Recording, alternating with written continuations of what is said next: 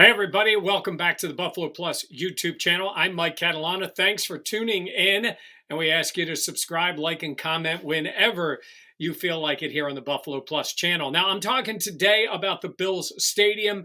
Ron Raccuia, who's the vice president of Pagula Sports and Entertainment, executive VP, spoke on the radio in Buffalo today, WGR first, having him on there to talk about the update on what's going on with the stadium. And some pretty interesting updates, and I'll give you my perspective on what I've heard and what I think is going to happen. Let's start with where we started, because BuffaloPlus.com, the Buffalo Plus YouTube channel, was actually the place where this story broke first, that the Bills' plan was to build a stadium in Orchard Park. This was back in June, and right here and on 13 Wham TV in Rochester, we broke the story that the Bills had a plan to build an outdoor stadium in Orchard Park, no dome, but covered in terms of the majority of the bowl, similar to maybe Seattle or Miami. That was what we told you back in June. Well, since then, there have been other media outlets that have picked up the story from there. We're proud to be the first to say it. The big news then was Orchard Park,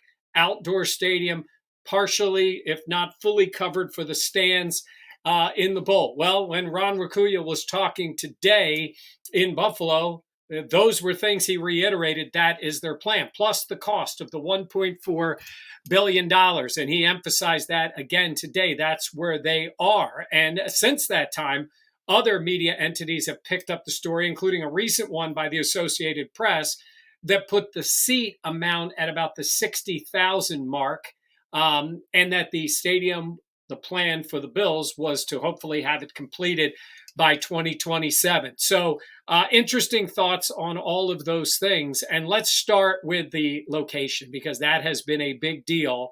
And what we said back in the beginning, and what the executive vice president of Pagula said today to Jeremy White's questions on WGR, was about the same thing. Why Orchard Park? Well, it's the difference between Orchard Park and maybe building in downtown Buffalo. And what we said at the time when we broke our story based on our sources was the same thing we heard today. It comes down to economics. You could build in downtown Buffalo, but by their estimates, we're talking about a $1.4 billion price point for this new stadium. They're talking about that price point being $500 to $600 million more to build it in that downtown area, plus the infrastructure costs. And look, here's the little part you're going to want to know. And we'll get into the private-public partnership, but there's only a certain amount the Bills are going to contribute to this. And maybe that number goes up a little, but it's not going to go up to double. And I believe if they were to build that stadium in downtown, which could be awesome, might be really cool, and a lot of people might love it, I don't think economically they think they can get it done, nor do they want to do it that way. What they have mapped out works with a public-private partnership. That means your tax dollars, New York State tax dollars, in order to help them build this. So they want to do it in Orchard Park. It would be across the street. This is, again, what we talked about initially, was the idea to build it in the general area of where the current stadium is, not on the exact same footprint. Because if you build it in that same footprint, you are now not playing football in that stadium while renovations would go on. I'll get into the renovations part in a minute and why that's not an option. But based on what was said today by the executive vice president of Pagula Sports, their idea is to build a new outdoor stadium and not to be looking to do it on that same location, because, again, you can start building the new stadium while the Bills are still playing in the old one. Dome or no dome? This is a big one with a lot of people. Again, it comes down to economics. Look, I know the reality, and you do too. You can use a stadium for many more dates if it's enclosed.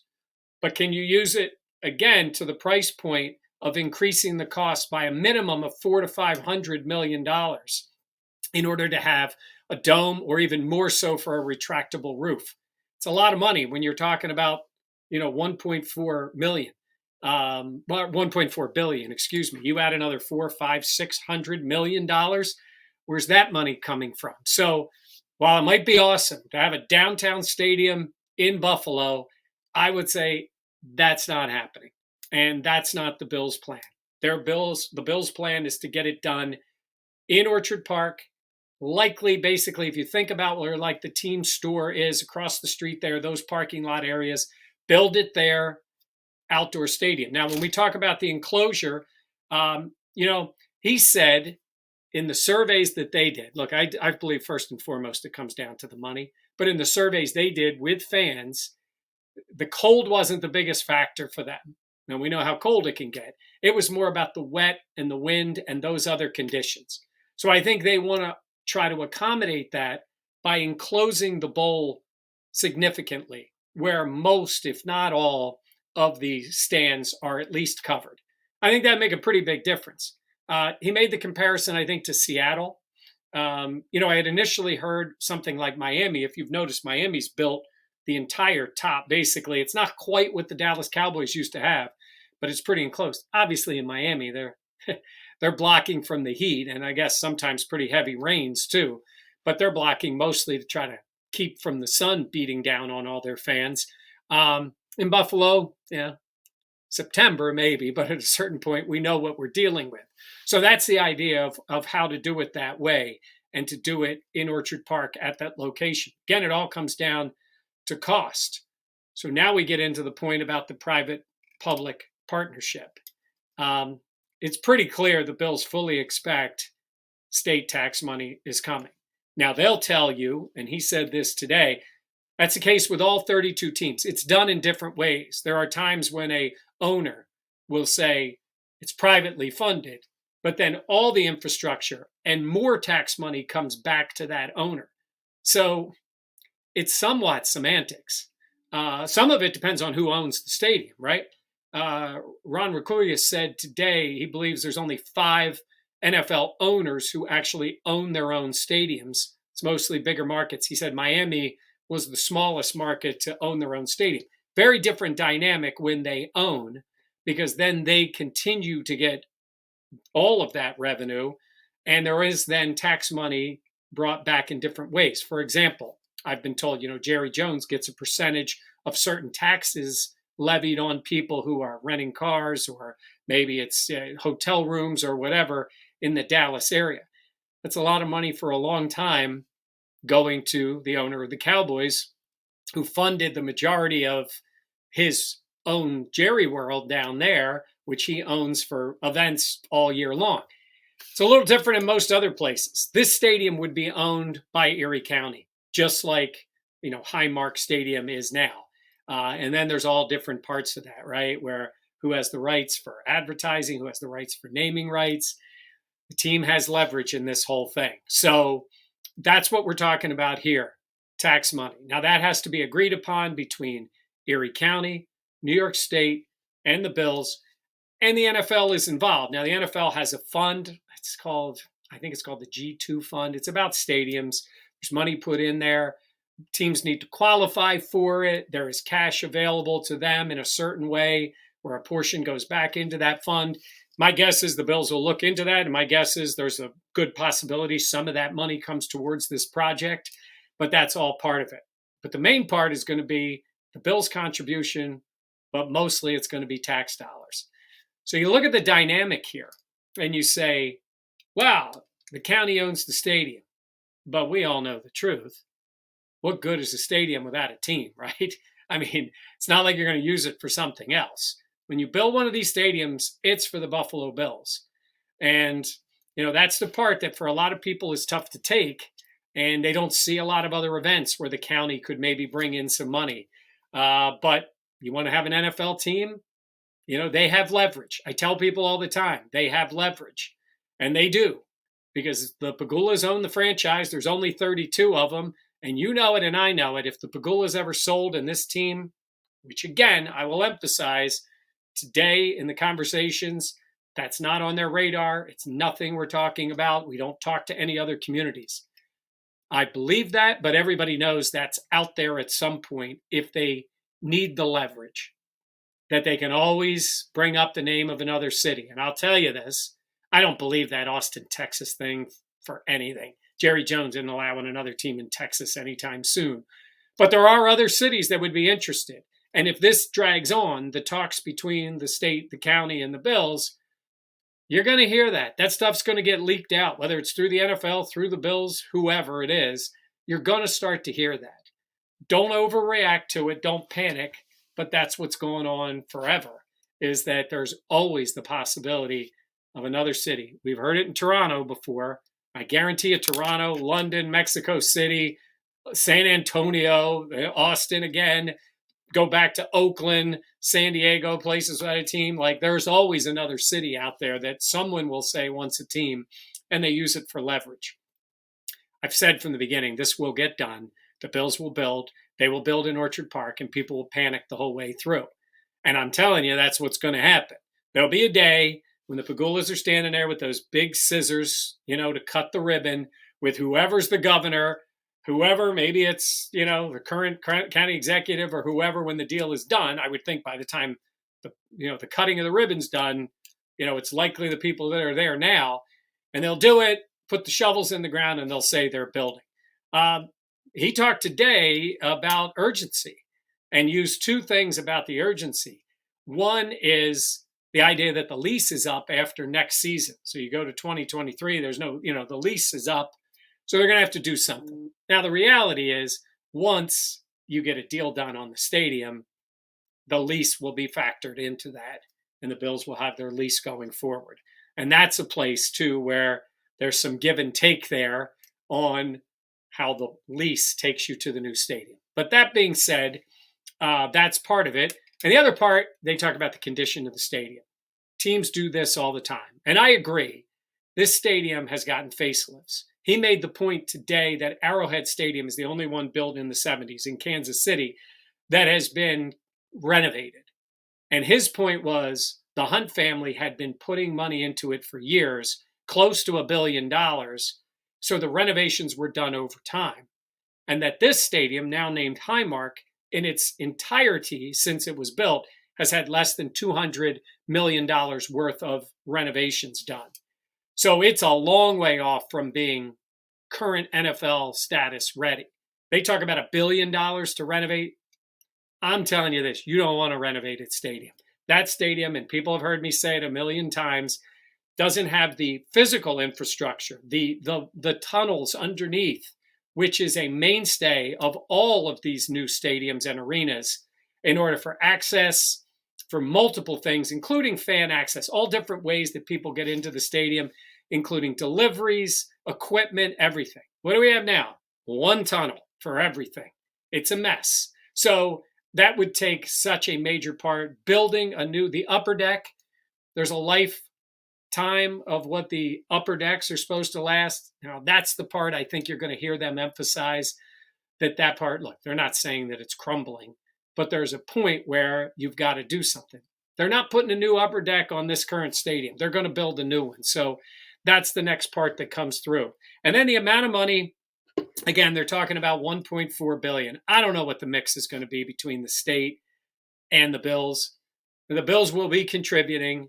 But again, they have leverage. It won't go to a vote. You as a taxpayer, whether you support the Bills by going to games or just watching on TV, you're likely not going to get a vote. There's not going to be a referendum on building this stadium. You talked about the seat licensing, and that's a big thing, PSLs. And he contends that, again, Ron Merculia, who is the executive vice president, he contends that they already have personal seat licensing and it goes on in every stadium, but it will not be the type of punitive thing you've heard about in Dallas, where it's, $250,000 for reserving certain seats and all. He says they can't price themselves out of a stadium, even with things like personal seat licenses. For some of that, it takes place now. It'll take place in the future. Will the cost go up? Cost for everything is going to go up. The cost to go to a game is going to go up. It's going to be a new stadium. But they believe they can get it done without that being so punitive that people won't build. Now, I wanted to get to the size of the stadium. The AP reported 60,000, and he said that was close, and then he went up to maybe 62. That's sort of the feel on newer arenas and newer stadiums, some more suites and less stadiums. It was odd, the reason he gave about it was about the ticket brokers who get in, buy up a bunch of seats, and then increase the value that way because they're looking to sell those tickets. Those are the more readily available seats that are purchased and then sold at a higher price. Yeah, I mean, there's ways NFL teams can get around that too by restricting who can buy tickets and not having as many go out to ticket brokers. The truth is, the NFL has deals with ticket brokers too. So, that part I found a little disingenuous about the reason for the size of the stadium. But I do believe they don't want to be, look, they make their money on TV, on the TV part, right? They make money on the stadium on tickets. But they really don't make as much on that last 5, 6, 7,000 tickets. That's not really the price point for them. They want to make tickets available to people, but you know what those seats have been like in Orchard Park, all the way in the top, exposed to everything.